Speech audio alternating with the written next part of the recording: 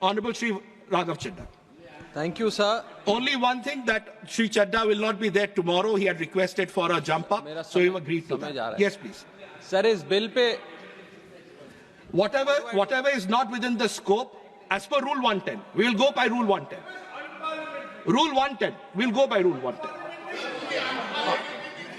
Honorable Shri Raghav Chadha, I'm not allowing anyone else. I'm sorry. I'm not going into the merits of it. Please, Shri Raghav Chadha, no one else. No one else, Mani Dangi ji, no one else.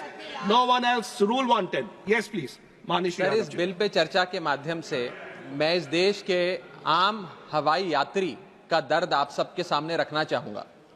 Sir, वादा था कि हवाई चप्पल वालों को हवाई जहाज की सैर कराई जाएगी। आलम यह है सर कि बाटा कंपनी का जूता पहनने वाला भी आज हवाई जहाज की टिकट नहीं खरीद पा रहा है। Economy class is no more economical. Sir, मैं आज इस सदन में बहस पे आने से पहले अपने फोन पर फ्लाइट के रेट चेक कर रहा था। सर, अगर कल मुझे दिल्ली से बंबई जाना हो तो टिकट 14,000 रुपए की है, वन वे की सबसे सस्ती टिकट। दिल्ली से पटना जाना हो तो 12,000 रुपए की टिकट, दिल्ली से बैंगलोर जाना हो तो 16,000 रुपए की टिकट। और सर वो छोड़िए, संडे के दिन यानी कि परसों मैं अपने क्षेत्र पंजाब से दिल्ली आया, मोहाली एयरपोर्ट से चंडीगढ़ एयरपोर्ट से मैंने फ्लाइट ली और दिल्ली पहुंचा। उस फ्लाइट की टिकट 14,500 रुपए की थी।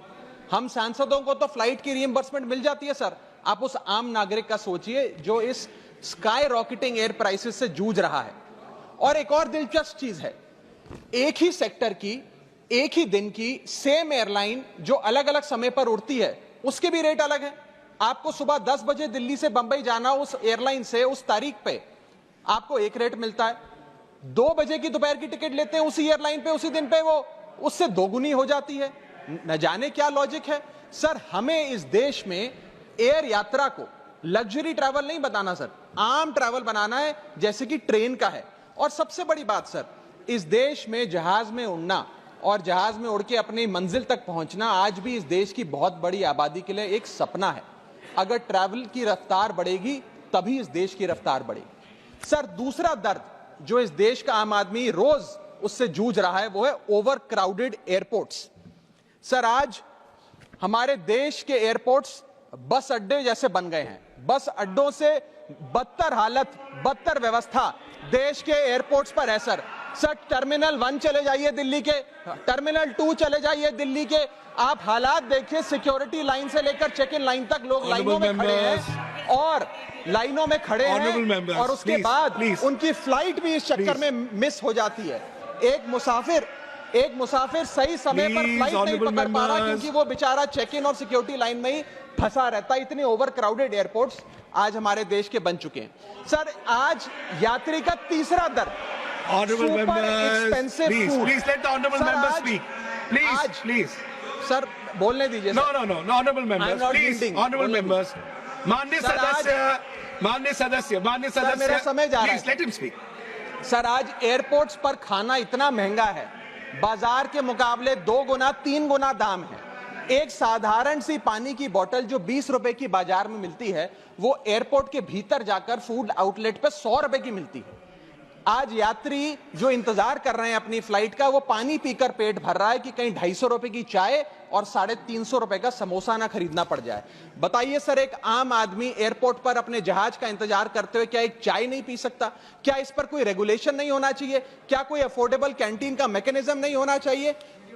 चौथा दर्द जो आज इस देश के आम यात्री को सर सहन करना पड़ रहा है वो है पुअर कनेक्टिविटी।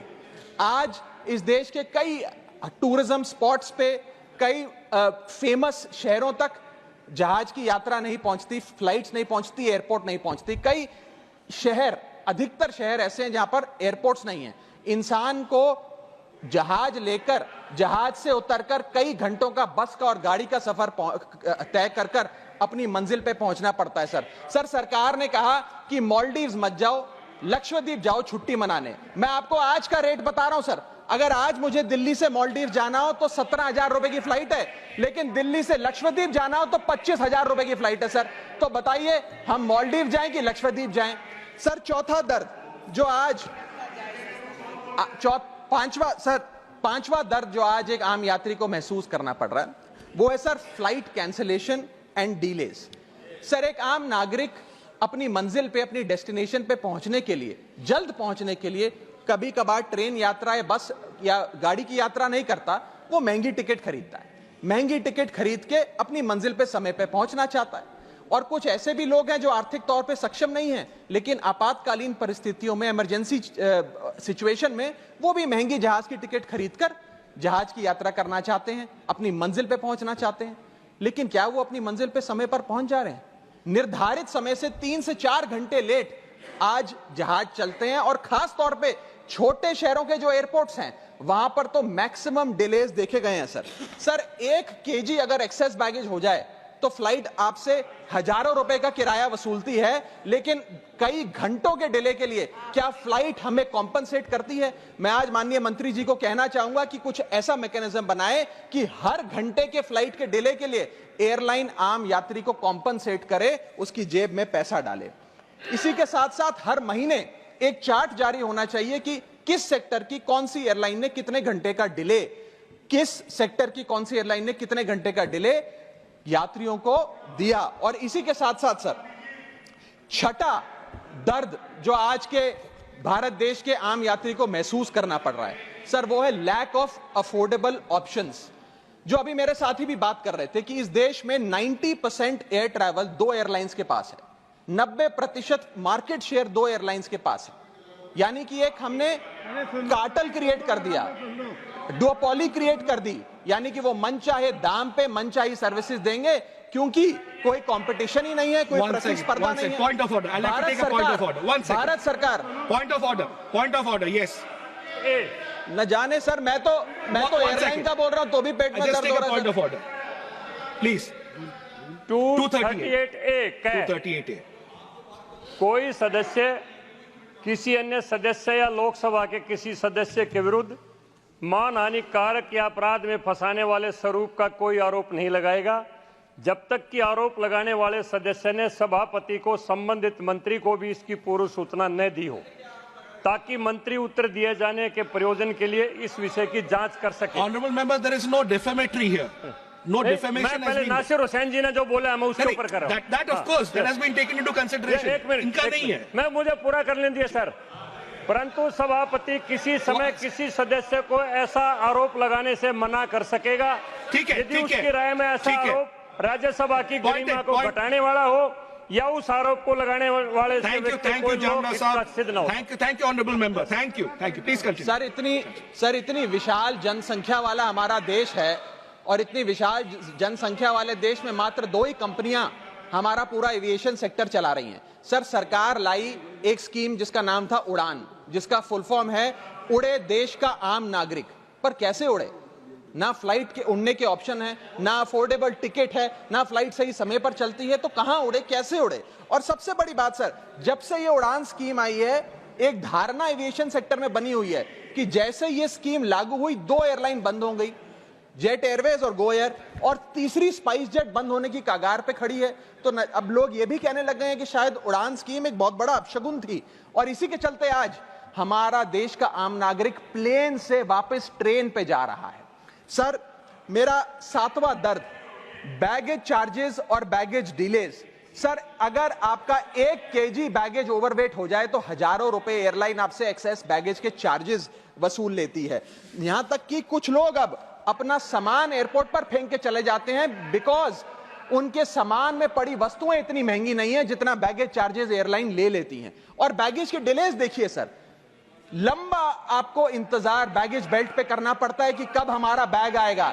जब स्क्रीन पर देखते हैं तो स्क्रीन पर लिखा आता है बैगेज ऑन बेल्ट, लेकिन बैगेज ऑन बेल्ट नहीं होता, सिर्फ 2-3 बिजनेस क्लास पैसेंजर्स का बैग आता है और न जाने कितने मिनट एक आम नागरिक को इंतजार करना पड़ता है।